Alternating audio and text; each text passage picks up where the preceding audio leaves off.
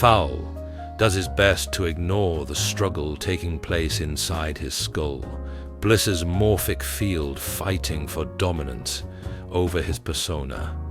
Another kind of struggle is occurring within Faul's heart.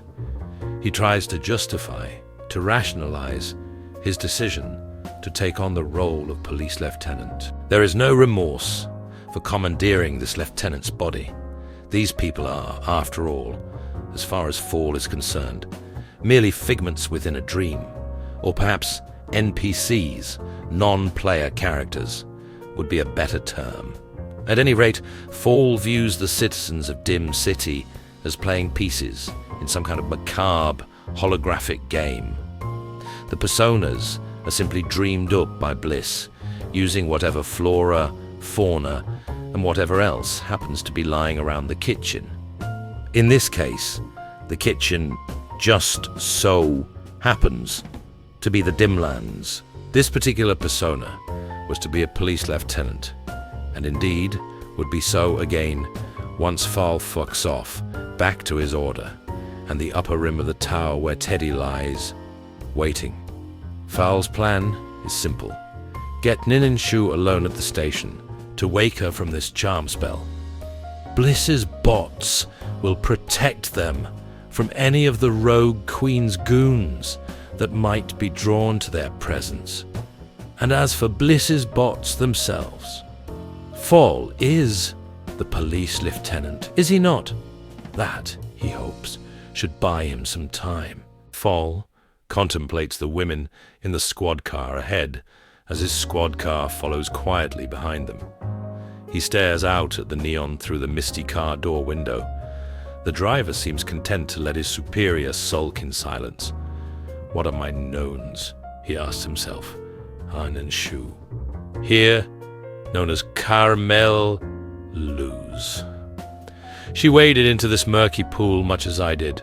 Thus, she would be faced with a similar challenge, hiding from cops and robbers while trying to maintain her own identity. And she failed. Or did she?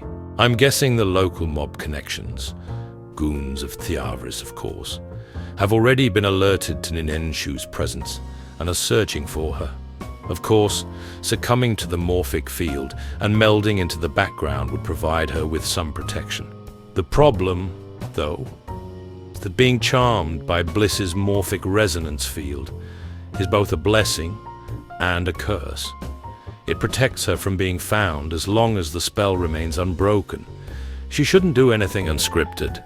However, it's also a curse because, well, she's charmed and scripted. Faul also knows they'll be on the run again. The more unscripted actions they take, the more attention it draws to them. He now regrets summoning a futuristic flying car. Dumb move, Fowly, he chides himself. Still, he must be ready. Once he gets Ninenshu alone. And if he can break her out of her spell, he must. No other option. Then he'll need to be in a safe place, with a goodly sum of cannon fodder between them and the rogue queen's goons. The building looming ahead brings a sliver of a smile to his lips. To do this, to really do this right, without attracting attention, I'll need to give myself over to this damned morphic field, Faul laments, knowing that until he gets inside and to his office, he'll be a puppet, a plaything to the voices in his head. So be it. We're home. Time for another shift, folks, as Faul surrenders himself to the role. That means another chance to dip my quill into the murky inkwell of past tense, prose-laden, happily laying it on thick noir. See you in the thick of it.